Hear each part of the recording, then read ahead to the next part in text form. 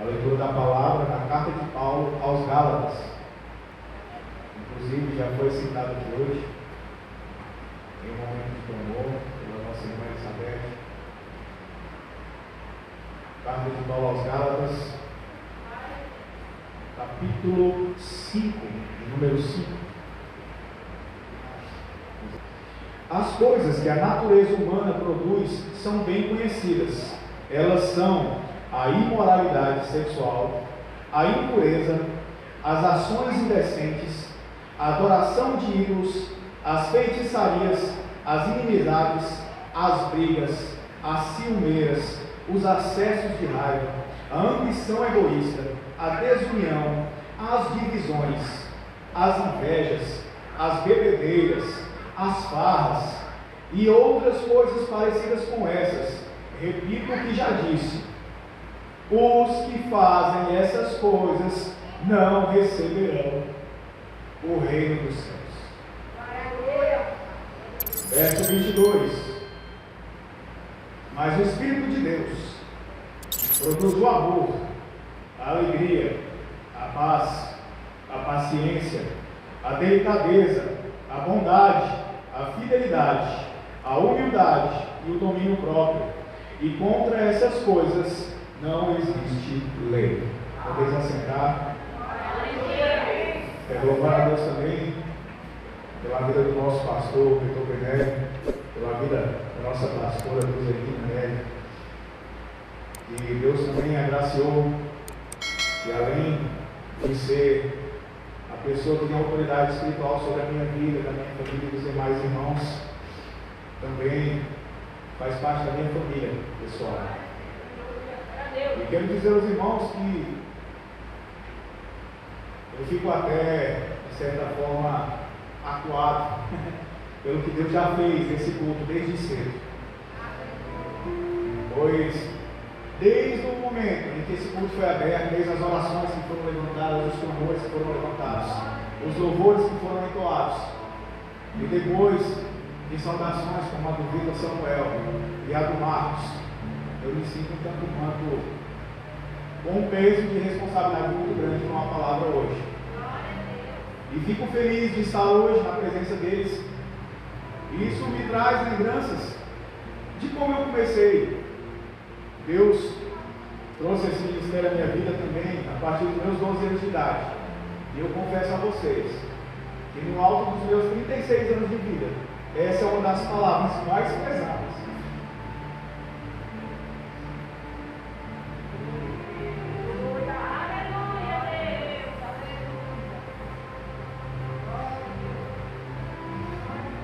Que Deus trouxe ao meu coração. Irmãos, a responsabilidade é muito grande.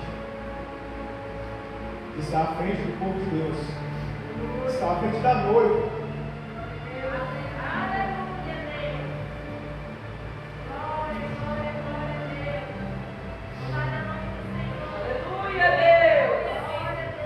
Vai ser aquele que vai trazer mais uma palavra de conselho.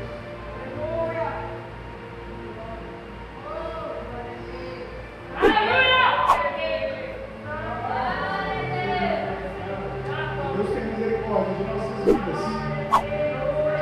A palavra de Deus diz que o trono, a base do trono de nosso Deus é a justiça, mas à frente dele vem a misericórdia. E a palavra de Deus também diz que a misericórdia deles é a causa de nós não sermos consumidos. E quero louvar a Deus juntamente com os irmãos, porque mais uma vez a misericórdia dele se renovou na vida de cada um que está aqui presente. Quero pedir aos irmãos que abram suas vidas agora no livro do profeta Isaías, no capítulo 5.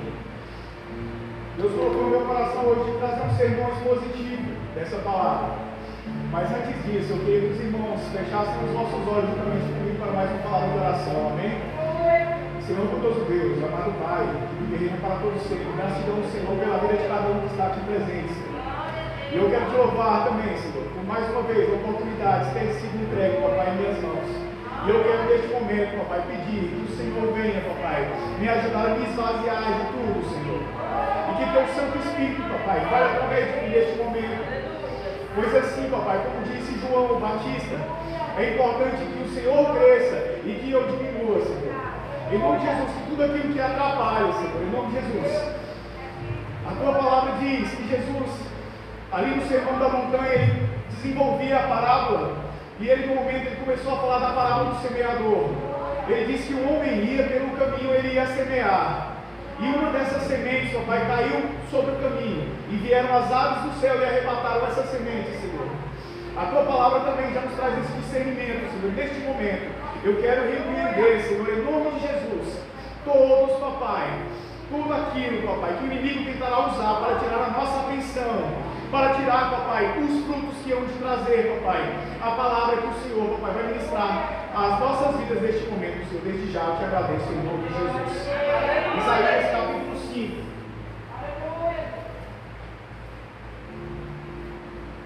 Se hoje eu fosse titular esse sermão, irmãos, o que Deus colocou no meu coração é a parábola do vinheteiro, um chamado ao arrependimento. Os irmãos acompanhem comigo agora a partir do verso 1, livro do profeta Isaías, capítulo 5, a partir do verso 1. Na NTLH diz assim: vou cantar agora para o meu amigo. Em algumas traduções de João Ferreira de Almeida está o meu amado. Uma canção a respeito da sua plantação de uvas. O meu amigo fez essa plantação num lugar onde a terra era boa. Ele cavou o chão, tirou as pedras e plantou as melhores mudas de uva no centro do terreno. Ele construiu uma torre para o vigia e ele fez também um tanque para esmagar as uvas. Em algumas traduções está escrito lagar. E esperava que as parreiras dessem uvas boas, mas deram somente uvas azedas. Em algumas traduções, uvas amargas, uvas bravas. Irmãos, Deus colocou no meu coração que o versículo inicial, eu sei o que Paulo escreveu à igreja da Galácia com relação aos frutos do Espírito Santo. Mediante tudo que já tem acontecido nesse culto, mediante tudo que Deus tem usado o anjo dessa igreja para falar, a pergunta que não quer calar hoje é: qual tem sido o nosso fruto? Qual tem sido a resposta que nós temos dado para tudo que Deus tem feito por nós? Final de semana passado, o tema que foi utilizado foi justamente algo nessa linha de raciocínio: o que darei ao Senhor por tudo que Ele tem feito?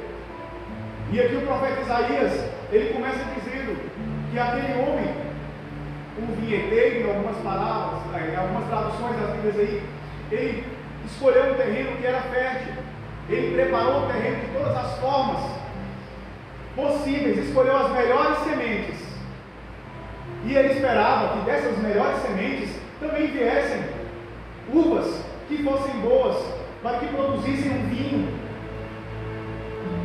Mas infelizmente ele não teve esse retorno que ele esperava. Infelizmente, aquilo que ele tanto planejou, aquilo que ele tanto colocou uma certa expectativa, ele teve uma resposta diretamente proporcional, só que lhe trouxe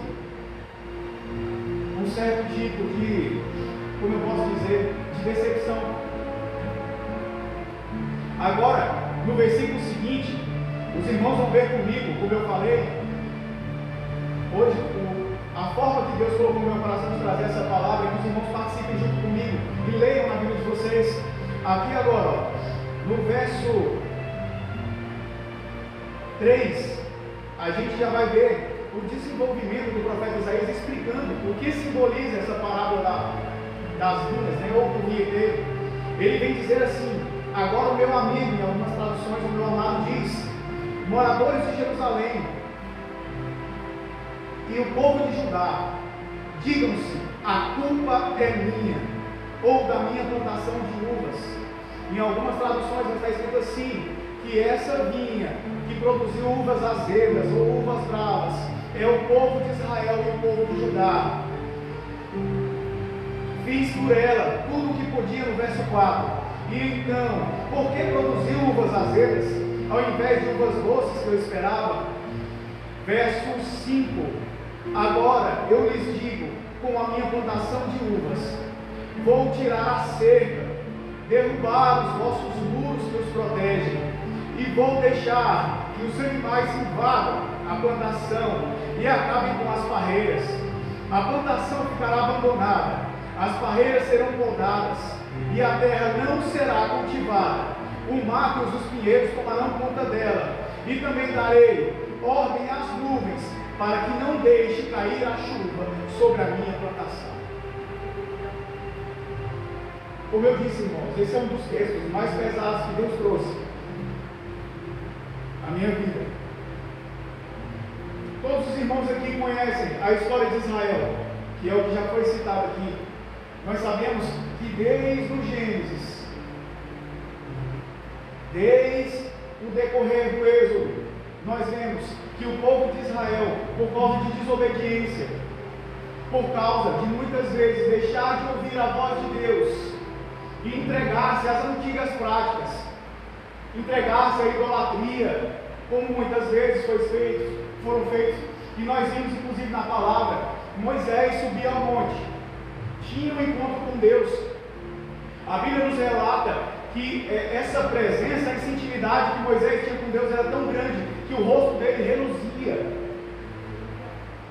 A palavra vem nos dizer que chegou a ponto de Moisés ter que colocar um véu sobre seu rosto, porque aquilo lhe trazia espanto às pessoas.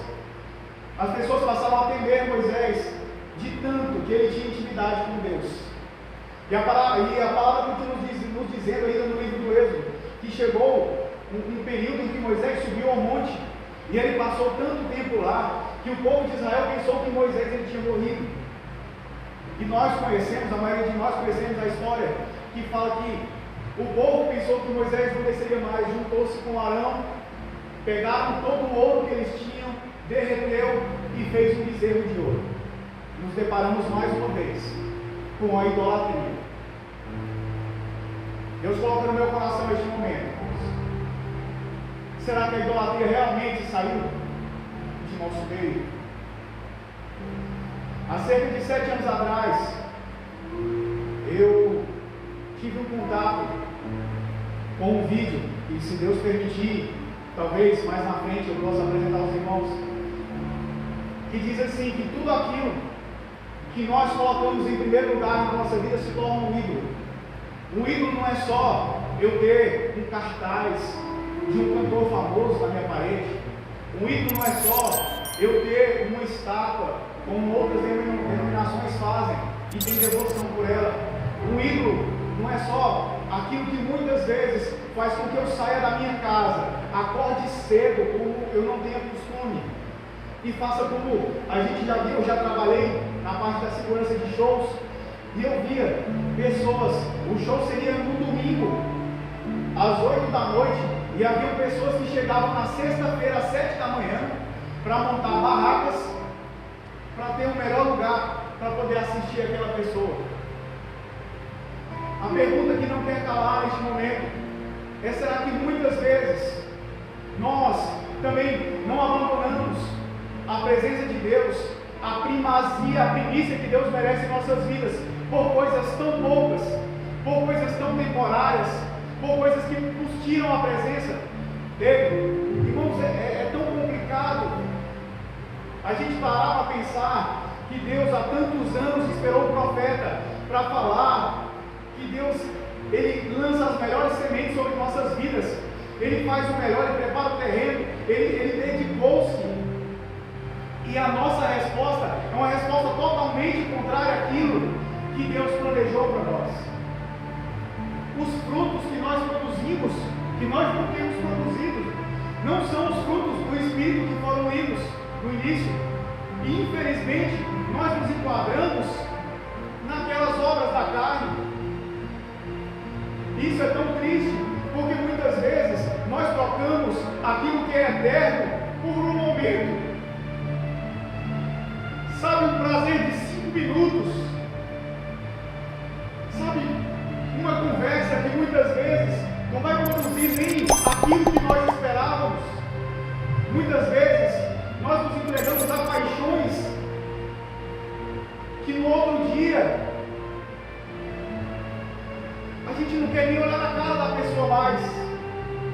Muitas vezes nós nos entregamos a momentos e nós pensamos, essa é a única oportunidade que eu vou ter, mas isso se enquadra naquilo que a Bíblia diz, que quem pratica certas coisas não herdará o reino dos céus. Irmãos, isso é tão triste, é tão ruim, saber que todos nós estamos sujeitos. A Bíblia diz que aquele que pensa estar de pé, que cuide para que não caia. Nossa batalha tem que ser uma batalha diária, nossa busca tem que ser uma busca diária. Não foi por acaso que Jesus, assim que João Batista o batizou, a Bíblia nos relata que o Espírito desceu do céu e se transfigurou em forma corpórea de pomba e o levou para o deserto para ser tentado. E o que é mais interessante é que nós vemos o próprio Cristo servindo de exemplo, que as tentações virão sim. Jesus era o Filho de Deus e foi tentado do mesmo jeito. Porque que nós,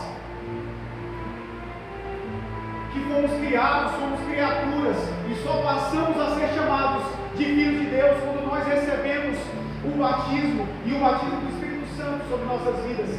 Não aconteceria o mesmo conosco. E o que é mais interessante é que desde o Éden, o inimigo usa as mesmas ferramentas. São as mesmas ferramentas. Ele sabe aquilo que nós anseiamos. O inimigo sabe aquilo que nós queremos. O inimigo sabe quais são as pretensões do nosso coração. E nós vemos ainda no exemplo de Jesus Cristo. A Bíblia nos relata que Jesus ele jejuava. E ele estava com fome. E o relato dos evangelistas vai dizer o quê? A primeira tentação, o inimigo chega nele e diz assim: se tu és realmente o Filho de Deus, faz com que essas pedras se transformem em pães.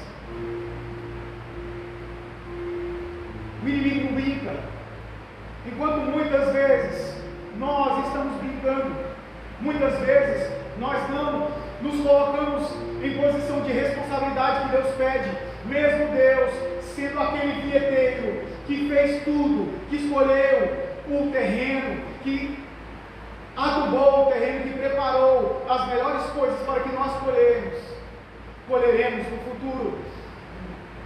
Nós ainda acabamos escolhendo aquilo que é temporário, escolhendo aquilo que é transitório. E infelizmente, isso nos afasta do plano que Deus tem para nós. A Bíblia vem nos dizer que do homem são as preparações do coração, ou do homem são os planos, mas de Deus é a resposta da boca. Já foi dito que Deus usou a voz profética dessa igreja. Muitas vezes nós oramos insistindo com Deus, pedindo algo, nos prendendo a algo que o próprio Deus às vezes tirou da nossa vida. Eu digo isso com riqueza de conhecimento, porque eu passei por isso na minha vida. Eu tive uma perda na minha vida, e isso fez com que Deus me alcançasse de cerca de 5 anos que eu estava afastado. E eu comecei a buscar a Deus neste momento, buscando uma restituição de algo que eu tinha perdido. E eu digo para os irmãos que nesse momento da minha vida eu tive uma depressão gospel. Mas Edu, como é que é uma depressão gospel? Eu passei cerca de 3 meses trancado no meu quarto, de meia-noite em diante até a hora que eu desmaiava, com a Bíblia aberta, lendo a palavra e ouvindo Restitui. Mas Edu, você está falando mal do louvor Restitui? Não, jamais, eu estou querendo dizer isso, porque querendo ou não, esse hino, esse louvor que foi cantado já alcançou muitas vidas. Mas naquele momento eu não entendia, até o dia que a minha irmã bateu na janela do meu quarto e disse assim: Edu, essa música te faz mal. E eu, como assim? Como? Não entendo, eu estou ouvindo música de Deus, eu não estou ouvindo, sei lá, sofrência, eu não estou ouvindo dor de cotovelo. Mas ela virou para mim e disse assim: Edu, muitas vezes nós perdemos tempo pedindo que Deus restitua algo da nossa vida que Ele mesmo tirou. Muitas vezes nós pedimos a Deus, nós oramos, nós jejuamos, nós afirmamos propósitos. Muitas vezes nós utilizamos até metodologias bíblicas, como o jejum de Daniel, para pedir coisas ou que não estão no centro da vontade de Deus, ou muitas vezes nós não estamos preparados para recebê-las. Nós precisamos alcançar um nível de responsabilidade ainda nas nossas vidas. Nós precisamos alcançar um nível de maturidade para que algumas coisas possam vir às nossas mãos. Eu uso aqui, meus filhos estão de exemplo aqui na igreja. Muitas vezes nós pedimos, eu vejo o Heitor, por exemplo. O Heitor ele gosta de moto. O Heitor tem um triciclo, a Radassa também. Ele tem uma motinha de 4 rodas de brinquedo. E ele vê moto na rua e ele fica assim: pai, olha a motona.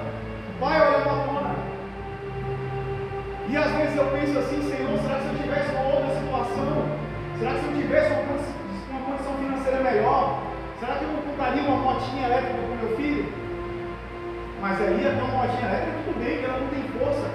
Mas pensa comigo, se eu tivesse uma condição melhor ainda e eu comprasse uma moto a gasolina para o meu filho de 3 anos de idade, a probabilidade de meu filho sofrer um acidente e acabar se machucando seria muito grande, porque ele não tem maturidade para receber esse tipo de presente do pai. Eita Deus! Só que muitas vezes nós não nos encontramos numa posição de racionalidade que muitas vezes nós pensamos. Nós não nos encontramos numa posição de maturidade que nós pensamos que estamos. E pedimos que Deus derrame ou nos entregue aquele alimento que nós tanto queremos, sendo que nós nos enquadramos naquela realidade bíblica em que Paulo escreve, que diz assim: muitos de vós ainda não estão prontos para o alimento sólido, muitos de vós ainda estão no leite espiritual. Aleluia. Irmãos, Deus tem feito grandes coisas nessa casa. Aleluia. Irmãos, Deus tem usado o pastor dessa igreja, irmãos, não é, de certa forma, como eu posso dizer, uma predileção ou algo porque ele é meu sogro, mas irmãos, Deus usa esse pastor de uma forma extraordinária no ensino da palavra.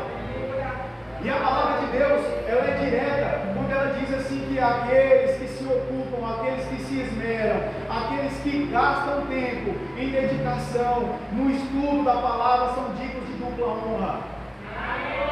Irmãos, quantas igrejas aí hoje estão cheias de pessoas vazias? Por que eu uso esse termo, igreja cheia de pessoas vazias? Assim que eu reconciliei, nessa época que eu acabei de citar aos irmãos, em que eu buscava a restituição de algo que o próprio Deus tirou, eu fui parar numa igreja que era campanha segunda, terça, quarta, quinta, sexta. No sábado não tinha trabalho, no domingo culto da família.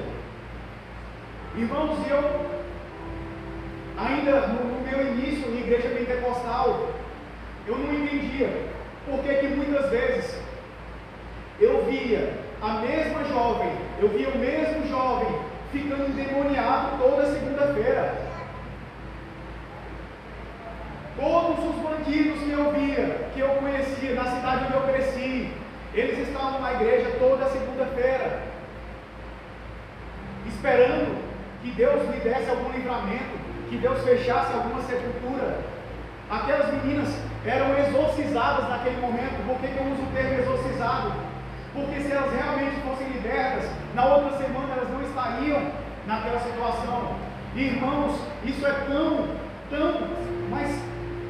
tão forte, que o próprio Jesus nos ensinou que se não houver uma libertação real na vida de uma pessoa, se aquele demônio que saiu, ele for para um lugar arejado, como está na palavra, e algumas traduções mudam, mas se ele encontrar espaço para voltar para aquela casa, ele volta e traz mais 7 piores do que ele, e a situação daquela pessoa se torna pior do que era antes. Jesus, no livro de João, o Evangelho de João relata, num dos versos mais conhecidos da Bíblia, que inclusive foi utilizado como slogan de um dos nossos governantes, que diz assim: conhecereis a verdade vos libertará. Existem muitos lugares, irmãos, que não existe a verdade. Existem cultos que servem só para acariciar o ego das pessoas. Existem cultos que servem para entregas de chaves, para dizer aquilo que o povo quer ouvir. E muitas vezes, irmãos, não existe libertação. Irmãos, eu já quero caminhar aqui para finalizar. A parte mais pesada do capítulo 5 do livro do profeta Isaías vem agora.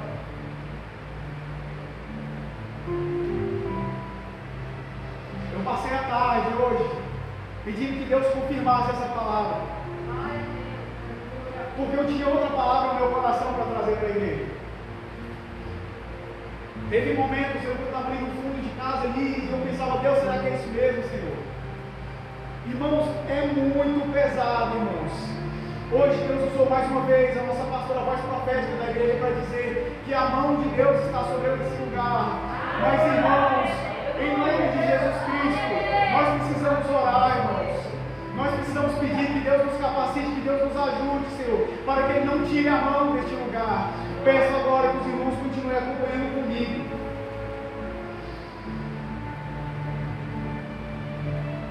A partir do verso 8 do livro do profeta Isaías, no capítulo 5. E aqui começam os ais de Deus para as pessoas que ainda procedem desta maneira. Edu, a profecia escatológica para Israel já se cumpriu? Já se cumpriu. Nós sabemos que existem guerras desde aquela época. Nós sabemos do holocausto nazista. Nós sabemos que Israel só foi reconhecida como um país, como um estado, no século passado. Mas o que é interessante, irmãos, é que a palavra de Deus ela se renova a cada dia. A aplicação ainda vale. E Deus ainda usa, papai, pessoas em suas deficiências, em suas fraquezas, para trazer uma mensagem de conserto. E que essa mensagem corte primeiro em mim. A palavra diz que a Bíblia é como, a palavra de Deus é como uma espada de dois gumes. A espada de dois gumes ela corta dos dois lados. Uma vez Deus ministrou ao meu coração que além de ela ser uma espada, ela é uma espada que o cabo dela não é fácil de segurar, não é fácil de se manusear. E se eu não souber manusear da forma certa, a mão que sangra é a minha primeiro. E a minha mão precisa sangrar. Eu sei que eu preciso de conserto. Deus tem direcionado primeiro os pastores dessa casa para eu estar de madrugada orando.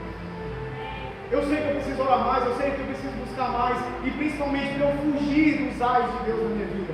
Aqui no capítulo 5 nós teremos 6, e eu vou correr contra o tempo. Mas amém, acompanhamos comigo, a partir do verso 8. Ai de vocês que compram casas e que se tornam donos de mais e mais terrenos. Daqui a pouco não haverá mais lugar para os outros morarem, e vocês, os únicos moradores deste país. Ouve o Senhor Deus Todo-Poderoso que diz isso: as grandes e belas mansões serão destruídas, e ninguém ficará morando nelas. Um alqueire de barreiras dará uns 20 litros de vinho. Irmãos, eu fui pesquisar. Um alqueire é cerca de 25 mil metros. Imagina uma fazenda gigantesca e ela entregar para alguém que plantou, que cultivou, que trabalhou apenas 20 garrafas de um litro de vinho. Continuando, 100 quilos de sementes produzirão somente 10 quilos de trigo. Irmãos, esse primeiro ai, ele fala de ambição. Esse primeiro ai, ele fala de muitas vezes nós colocamos as nossas expectativas em coisas dessa terra. E o que é interessante é que a mesma palavra do Novo Testamento ela vai dizer que se nós esperarmos em Deus ou em Cristo, apenas nesta vida nós somos os mais infelizes. Em outras traduções vai usar o termo miseráveis dos homens. Muitas vezes nós nos preocupamos com bens materiais e nós esquecemos da palavra de Jesus Cristo, que vai dizer ali no Evangelho, segundo escreveu Mateus, que vai dizer assim, que onde estiver o vosso tesouro estará o vosso coração.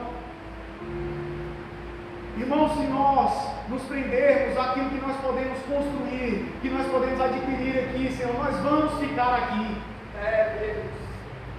junto com nossas riquezas, junto com nossos bens materiais, com aquilo que tem roubado a primazia de Deus na nossa vida.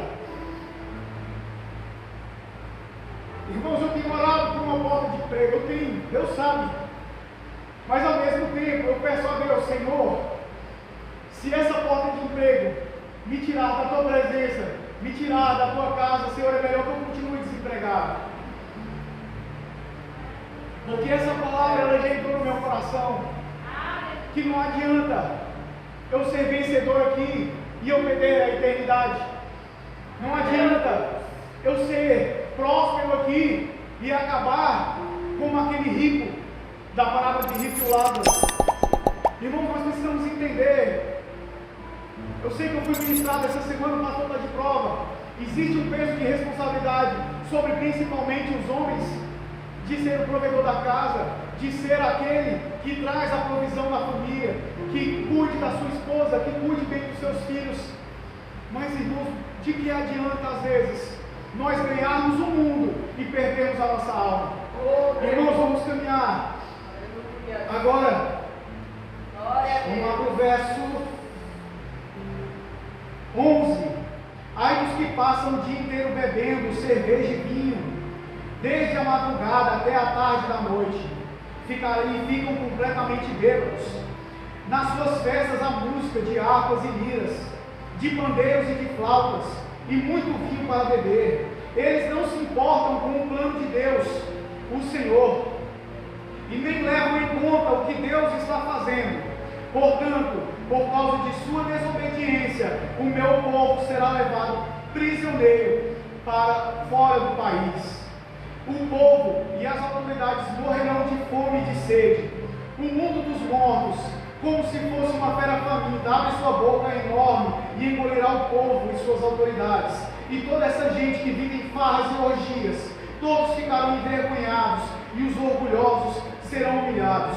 Mas o Senhor Todo-Poderoso fará aquilo que é direito, e assim mostrará a sua grandeza. Deus fará o que é certo, e assim todos ficarão sabendo que Ele é santo.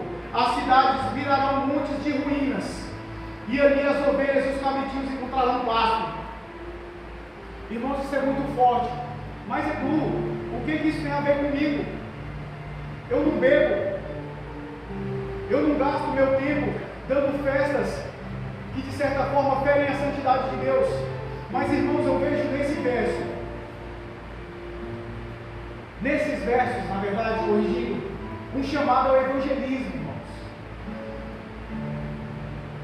Jesus, ali no Sermão da Montanha, ele passa por diversos assuntos. Finalizando o Sermão da Montanha, ele escolhe 12. E desses 12, uma das primeiras recomendações que ele diz: mas ides antes as ovelhas perdidas da casa de Israel, e indo pregar e dizendo: é chegado o reino dos céus.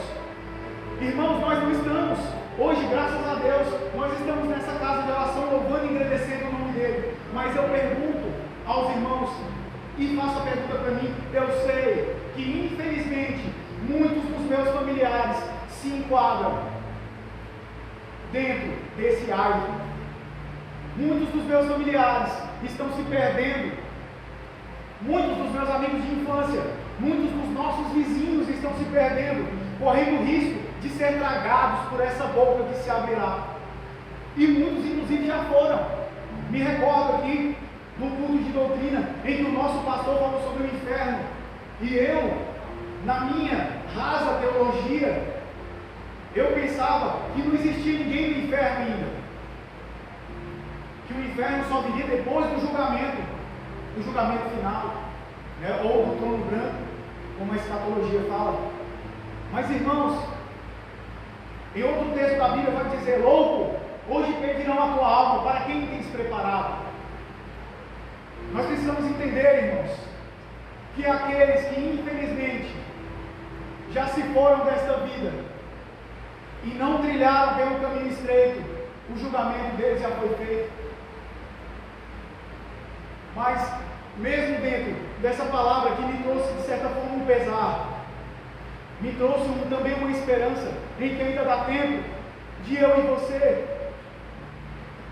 mandar nem que seja uma mensagem dizendo arrepende-te, ainda dá tempo. De chegar nos nossos vizinhos e dizer arrepende-te, ainda dá tempo. Tivemos o evangelismo nesse final de semana. Elizabeth, juntamente com os jovens, estiveram com a gente e nós passamos por um bar. Ali estávamos eu, Sofia, Davi, Gabriel, Vitor, João Pedro também estava conosco. João Pedro não? João Paulo, isso, João Paulo e Ana Paula. Nós passamos por um bar que fica na rua de baixo aqui.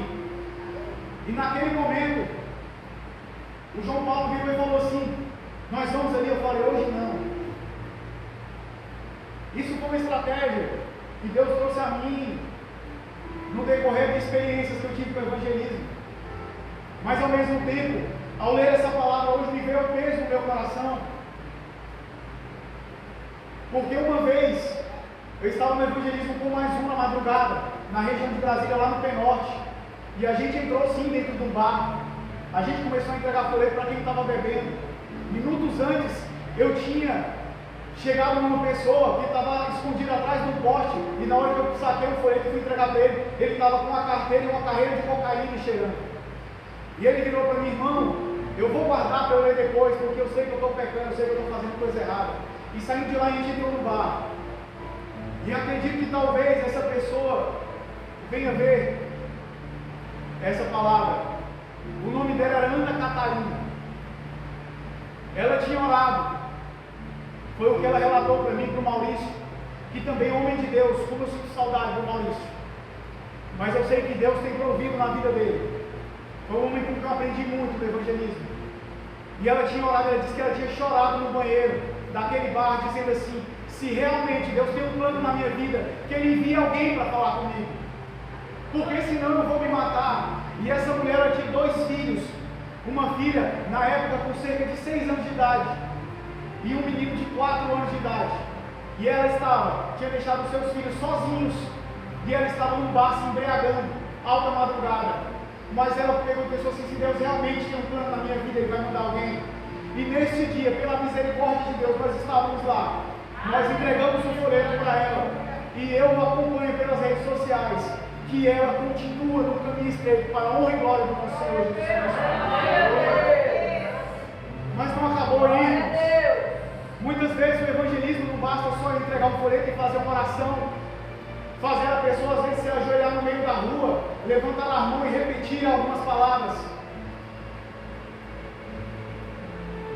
Eu liguei para ela na terça-feira, porque era de costume, eu fazia parte da Igreja Assembleia de Deus do Ministério de Madureira.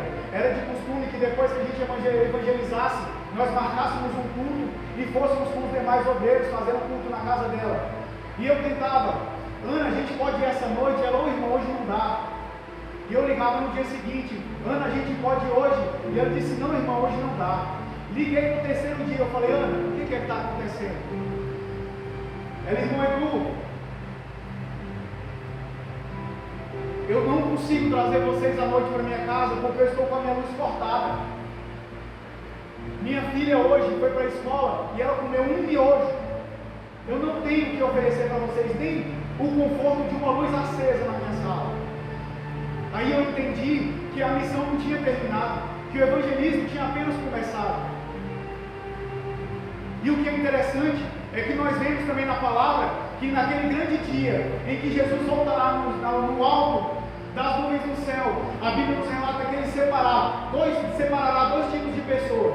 A Bíblia diz assim, que Ele colocará os bodes à esquerda e as ovelhas à direita. E Ele dirá aos que estão à direita: vinde benditos do meu Pai, e recebei por herança o reino, que vos está preparado desde a fundação do mundo. Porque tive fome e me deste de comer, tive sede e me deste de beber, estava cativo e fosse me visitar. Irmãos, ainda dá tempo. Ainda dá tempo de nós nos privarmos da dor de vermos nossos familiares, nossos amigos, nossos colegas de trabalho padecer no inferno. Irmãos, ainda dá tempo de nós nos livrarmos do inferno, porque o inferno é real. E hoje eu tenho essa convicção, mais do que nunca, que o inferno é real. Vamos para o último ai, que o tempo já não nos espera mais. Isaías capítulo 5, Verso 18, esse não é o último, esse é o antepenúltimo na verdade, mas vamos finalizar aqui. Ai dos que se amarram aos pecados com mentiras. Ai dos que se amarram aos pecados com mentiras. Eles andam arrastando a sua maldade, como quem puxa um carro, e dizem: que Deus se apresse e faça logo o que vai fazer, para que nós ficamos sabendo o que é. Que o Santo Deus de Israel realize depressa os seus planos, para que nós possamos conhecê-los. Irmãos, esse ai fala de hipocrisia. E esse momento foi que meu coração mais se sentiu apertado de falar. Irmãos, que Deus nos livre da máscara, que Deus nos livre da hipocrisia. E eu falo isso começando de mim. Repito mais uma vez, a palavra diz que aquele que pensa estar de pé, que cuide para que não caia. Irmãos, Jesus falou dos fariseus, que eles tinham uma roupagem, eles tinham reconhecimento. De longe as pessoas sabiam quem eram os fariseus, mas o próprio Jesus disse: eles são pessoas que comem um mosquito, mas engolem um camelo, ainda dentro dos ais. Deus usa o profeta Isaías para falar de pessoas que se corrompem, de pessoas que muitas vezes, por algo, uma questão de necessidade, eles se dobram às tentações do inimigo para ganhar um dinheiro a mais no trabalho, para vender algo um pouco mais caro, para às vezes ir no mercado receber um troco errado e não ter a honestidade, não ter a humildade de chegar na caixa e falar: olha moça, você me deu um troco errado. Irmãos, são migalhas, migalhas.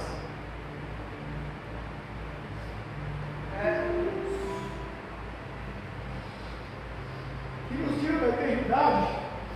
Me lembro das palavras do pastor que eu admiro, que hoje ele tem o título de apóstolo, Luiz Hermínio, e ele diz assim, que o que o homem mais valoriza nessa terra, no céu vai ser asfalto. Muitas vezes o ouro, a prata, as riquezas que nós tanto almejamos, que muitas vezes nos impede de estar na casa de Deus um minuto a mais, que nos impede de ter 5 minutos a mais de oração,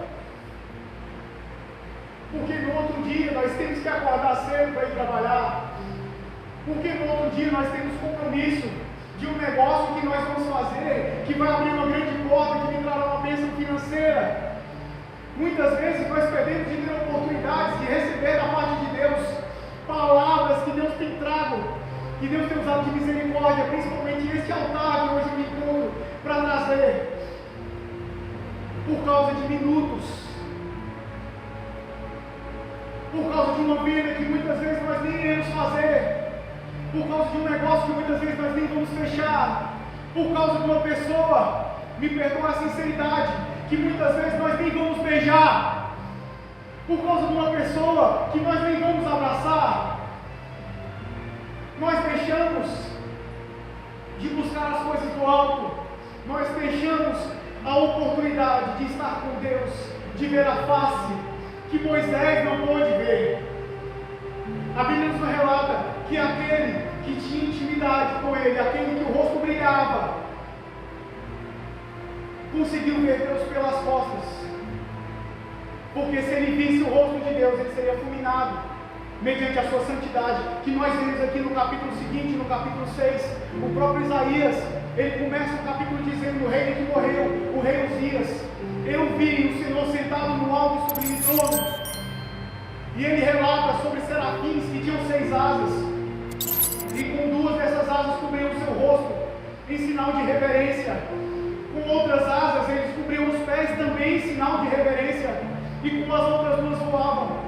E muitas vezes, ó Senhor, tem misericórdia de nós. Muitas vezes nós nos tornamos tão irreverentes, e eu não falo somente dentro da casa dele, não somente dentro do culto, porque o nosso testemunho tem que ser diário. Nós precisamos ser a carta que é lida pelas outras pessoas. Nós precisamos nos colocar numa posição para que um dia nós tenhamos a dignidade de receber aquilo que Jó recebeu do próprio Deus. Viste meu servo Jó?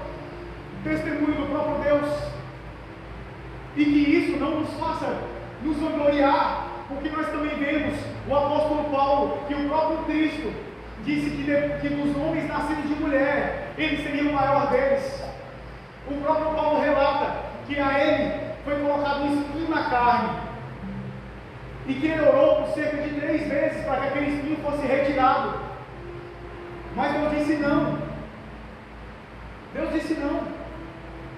E Paulo continua dizendo, para que eu não me vangloriasse, para que eu não me exaltasse, para que eu não me sentisse maior e melhor do que ninguém, foi-me dado um espinho na carne, a saber, um mensageiro de Satanás, a fim de me esbofetear, para não pecar naquilo que eu prego. Ó Senhor, tem misericórdia de mim.